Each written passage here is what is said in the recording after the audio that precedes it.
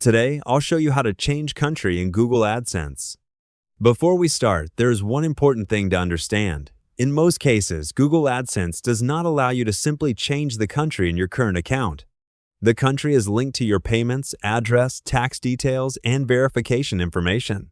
So, if you move to a new country, or you selected the wrong country when creating your account, you usually need to close your current AdSense account and create a new one with the correct country. First, open your browser and go to Google AdSense.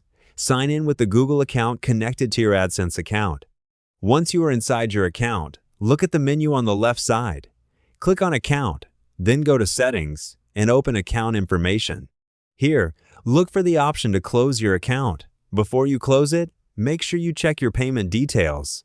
Also check if you have any unpaid balance in your AdSense account. If your account has reached the payment limit, Google may send you a final payment after the account is closed. But if the balance is too low, you may not receive a payment. After checking everything, follow the steps on the screen to close your current AdSense account. Once your old account is closed, you can create a new AdSense account. When signing up again, choose your new country carefully. Make sure the country matches where you currently live. Then enter your correct name, address, and payment information. Try to use the same details that appear on your official documents.